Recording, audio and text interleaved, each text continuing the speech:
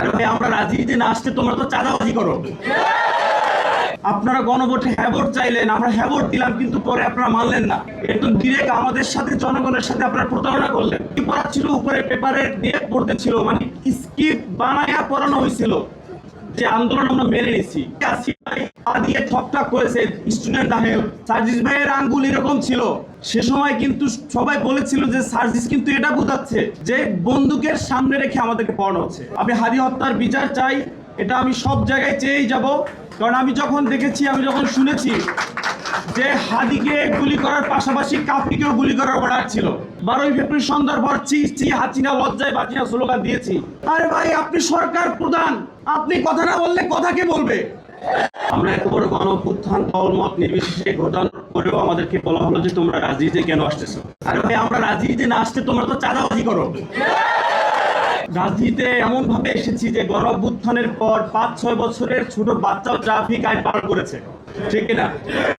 আমাদের তো আসলে রাজনীতিতে আসার কথা ছিল না।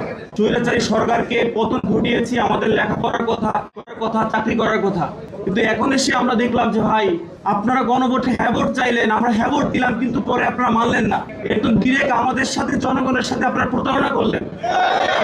এই প্রতারণা তো আপনারা করতে পারেন না আমাদের সাথে। কি পড়া ছিল উপরে পেপারে দিয়ে পড়তে ছিল, মানে স্ক্রিপ্ট বানায়া পড়ানো হয়েছিল যে আন্দোলন আমরা মেনে নিচ্ছি, কিন্তু দুর্বল স্ক্রিপ্ট এই ছাত্র জনতা বুঝতে পারছে। আমি যদি ভুল না করে থাকি, আসিফ ভাই পা দিয়ে ঠকঠাক করেছে স্টুডেন্ট আহেল, আমি যদি ভুল না করে থাকি, সার্জিস ভাইয়ের আঙ্গুল এরকম ছিল। সে সময় কিন্তু সবাই বলেছিল যে সার্জিস কিন্তু এটা বোঝাচ্ছে যে বন্দুকের সামনে রেখে আমাদেরকে পড়ানো হচ্ছে। এখন এই সার্জিস ভাই, আসিফ ভাই, নাহিদ ভাই গলা ফাটাইও যদি বলে যে আপনারা কিন্তু জনগণের সাথে প্রতারণা করছেন, ওই সময় হাতের ইশারাই অনেক শক্তিশালী ছিল, কিন্তু এখন গলা ফাটাই বললেও তারা বিশ্বাস করতেছে না। সুতরাং আজকে যদি আমরা বলি যে আমরা হাদি হত্যার বিচার চাই, তাহলে একদলের গা জ্বলে পড়ে উঠে। কেন ভাই? আরে ভাই হাদি ভাইয়ের বিচার চাইতেছি, বাংলাদেশের দিবালকে একটা মানুষকে গুলি করে মারলো, সেই মানুষটার জন্য বিচার চাই, এটাতে জ্বলে পড়া কেন হবে? কোন কারণে হবে? তার মানে আপনারা দিবালোকে মানুষকে গুলি করে মারুক, এটার পক্ষে আপনাদের সাথে এই সংগ্রাম আমি চালিয়ে যাব। এবং আমার জায়গা থেকে আমি হাদি হত্যার বিচার চাই, এটা আমি সব জায়গায় চেয়েই যাব। কারণ আমি যখন দেখেছি, আমি যখন শুনেছি যে হাদিকে গুলি করার পাশাপাশি কাফিকেও গুলি করার অর্ডার ছিল। আরে ভাই আমি কি করেছি? অন্যায়টা করেছি কি? আমি স্বৈরাচার হাসিনার এগেইনস্টে কণ্ঠস্বর চালিয়েছি। বরিশালের স্টুডেন্ট, বরিশাল বিশ্ববিদ্যালয়ের ছাত্র ভাইদের মনে থাকবে যে 12ই ফেব্রুয়ারি সন্ধ্যার পর চি হাসিনা লজ্জায় বাঁচিনা স্লোগান দিয়েছি।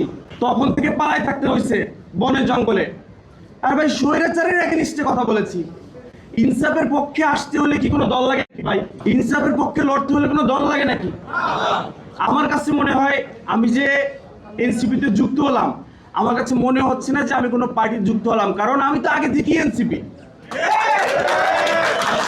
মানুষ সত্যের পক্ষে কথা বলবে, তার অধিকার ফিরে পাবে, ইনসাফের পক্ষে লড়ে যাবে, হাদি হত্যার বিচার চাবে, এটা তো এনসিপি রিলেটেড। আরে ভাই আপনি সরকার প্রধান, আপনি কথা না বললে কথা কে বলবে? আপনার কাজই তো কথা বলা। গণঅভ্যুত্থানের পর 5 বছরের একটা ছেলে, সে যদি ট্রাফিক আইন পালন করতে পারে, আপনি রাষ্ট্রপ্রধান ভাই, আপনি চুপ কেন?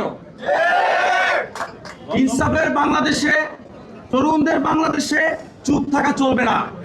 ইনকিলাব, ইনকিলাব, ইনকিলাব, ইনকিলাব। দেশে দেশে সবার সাথে দ্য নিউজ।